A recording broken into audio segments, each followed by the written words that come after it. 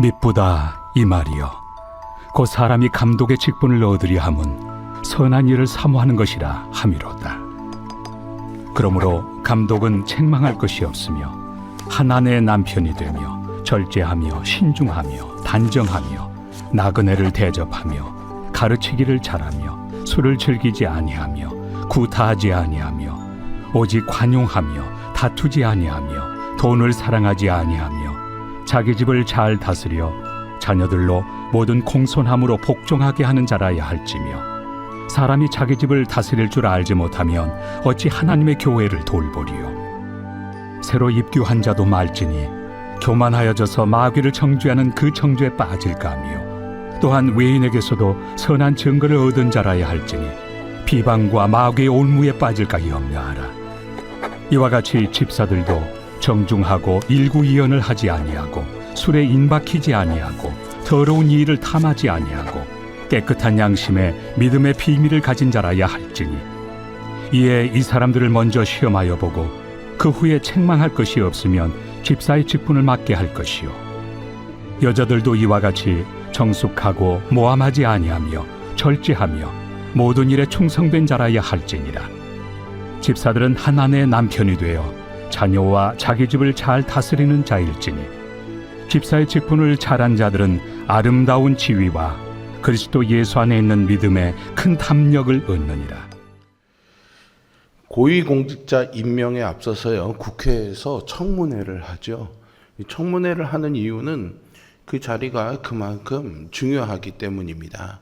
그러기에 그 중요한 직무를 맡을 사람의 삶과 인격, 자질까지 철저히 검증하는 것이죠. 교회도 크게 다르지 않습니다. 교회는 하나님의 뜻을 이루어가면서 영혼을 돌보는 공동체이기에 직분자, 일꾼을 세우는 일에 신중해야겠죠. 본문은 감독과 집사의 자격 요건을 상세하게 제시합니다. 앞서 2장에서는 교회의 공적 예배와 남녀 간의 역할에 대해서 지침을 제시하면서 교회의 질서와 덕을 세우는 것에 집중했다면 본문에서는 그 질서를 유지하고 이끌어갈 지도자들의 자격을 규정하고 있습니다. 이것은 건강한 교회를 세우기 위한 필수적인 가르침이라고 할 수 있습니다. 교회는 하나님의 나라를 이 땅에 실현하는 공동체입니다. 교회가 건강하게 성장하고 하나님의 뜻을 이루려면 당연히 신실한 일꾼들이 필요하겠죠. 사도 바울은 교회를 섬기는 일꾼들의 자격과 역할에 대해서 구체적으로 설명합니다. 하나님께 인정받는 교회의 일꾼이 되려면 어떤 자질이 필요한지 오늘 본문의 말씀을 통해서 마음에 새기는 시간이 되기를 바랍니다. 바울은 감독, 오늘날의 장로와 또는 목사에 해당하는 직분자의 자격 요건을 제시합니다. 먼저 1절에서 감독의 직분을 얻으려 함은 선한 일을 사모하는 것이다 라고 선언하면서요, 감독의 직분이 선한 일을 위한 열정에서 비롯되어야 함을 강조합니다. 이어서 구체적인 인격과 행실들을 열거하는데요, 도덕적인 그런 순결성, 자기 통제력, 사려 깊음, 품위, 환대, 가르치는 능력 등을 제시하고 있습니다. 성품과 관련해서는 온유함, 평화로움, 청렴함, 가정에서의 모험적인 리더십을 강조하죠. 새로 입교한 자를 배제하는 이유를 설명하며 영적 성숙의 중요성을 지적하기도 합니다. 마지막으로 교회뿐만 아니라 사회에서도 존경받는 인물이어야 함을 강조합니다. 이러한 요건들은 도덕적 기준을 넘어 영적 성숙함과 지도력, 공동체 안팎의 영향력을 포괄적으로 보여줍니다. 교회의 지도자들은 이런 기준을 잘 익히고 또 자신을 잘 돌봐야 하겠습니다. 맡겨진 직무를 수행하는 것에 멈추지 말고 끊임없이 자신의 인격과 삶을 말씀에 비추어 점검하며 성숙함을 추구해야 합니다. 가정과 사회에서 모범을 보임으로 사람들에게 신뢰를 얻고 복음의 영향력을 확장하는 데 힘써야 합니다. 바울은 이어서 집사의 자격 요건과 그 역할의 중요성에 대한 설명을 8절에서부터 이어나가는데요. 집사 역시 존경받을 만한 인격과 신앙을 갖춰야 합니다. 정중하고 두 마음을 품지 말고 술에 빠지지 말고 부당한 이득을 탐하지 않으며 깨끗한 양심으로 믿음의 진리를 굳게 지켜야 합니다. 또한 먼저 시험을 거친 후에 책망할 것이 없으면 집사의 직분을 맡겨야 하고, 여자 집사들 역시 정숙하고 모함하지 않고 절제하며 모든 일에 신실해야 합니다. 집사는 한 아내의 남편으로서 자녀와 자기 집을 잘 다스리는 자여야 하며, 집사의 직분을 잘 감당한 자들은 아름다운 지위와 그리스도 예수 안에 있는 믿음의 큰 담력을 얻게 됩니다. 이렇게 집에서나 교회, 세상에서 한결같이 믿음에 따라 살고 섬기는 증거가 있는 사람에게 집사의 직분을 맡기라고 바울은 권면합니다. 우리 모두가 이런 자세로 가정과 교회와 세상을 섬겨야 합니다. 정직하고 신뢰할 수 있는 태도, 물질에 대한 깨끗함, 흔들리지 않는 믿음은 신실한 성도의 기본적인 자질입니다. 특히 맡겨진 직무를 충실히 감당하고 다른 사람들에게 본이 되어야 합니다. 성도들이 겸손한 마음으로 자신의 사명을 충실히 감당할 때 교회는 더욱 건강하게 성장하고 또 세상에 그리스도의 사랑을 드러낼 수 있습니다. 자신이 있는 곳에서 한결같이 살아가는 신실한 성도가 주님의 일을 감당하는 사람이 되는 것이죠. 감독이든 집사이든 교회의 일꾼에게 공통되는 덕목이 자기 집에 대한 다스림을 이야기하고 있습니다. 가정은요, 작은 교회와도 같습니다.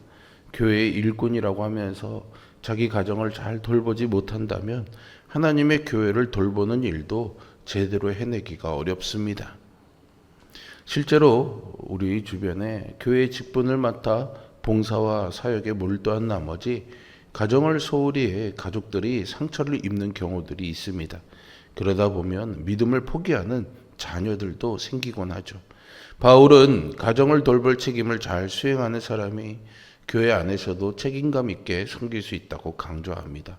가정은 우리가 하나님의 말씀을 실천하고 사랑과 섬김을 배우는 첫 번째 공동체입니다. 우리가 가정 안에서 사랑과 질서를 세울 수 있다면 교회를 이끄는 자격도 갖춘 셈입니다. 반면에 가정의 평안과 연합이 깨지면 우리를 지켜보는 이웃들에게도 신뢰를 잃을 수 있습니다. 교회의 일꾼들은 교회 안에서만이 아니라 세상에서도 좋은 평판을 받아야 합니다. 예수님은 우리가 세상의 소금과 빛이라고 말씀하셨죠. 교회 일꾼은 단순히 교회 안에서만 영향력을 발휘하는 사람이 아니라 세상 속에서도 복음을 전하고 복음의 선한 영향력을 드러내야 하는 존재입니다.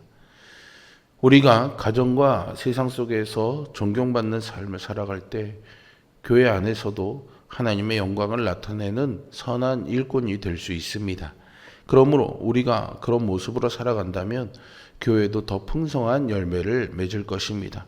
교회에 충성된 일꾼이 되기를 원한다면 가장 먼저 가정을 건강하게 세우시기 바랍니다. 바울은 교회 일꾼들에게 필요한 성품들을 구체적으로 제시했죠. 일꾼들은 절제하고 신중하며 단정해야 합니다. 직분자가 신중하지 못해 감정적으로 판단한다거나 경솔하게 행동하면 교회 안에 갈등이 생길 수 있고 심지어는 공동체가 분열될 수도 있습니다. 이런 문제는 교회의 평화를 깨뜨릴 뿐만 아니라 교회에 대한 나쁜 이미지를 양산해 복음 전파의 치명적인 걸림돌이 됩니다. 그래서 교회 일꾼은 항상 절제된 태도, 신중한 판단, 단정한 행동을 유지해야 합니다. 또한 바울은 교회의 일꾼이라면 술이나 돈에 얽매이지 말고 탐욕에서 자유로운 삶을 살아야 한다고 강조했습니다. 만약 교회 일꾼이 탐욕에 빠지면 교회가 세속적인 가치에 따라 운영되기가 쉽고요. 교회 안에서 나눔과 섬김의 정신도 사라질 수 있습니다.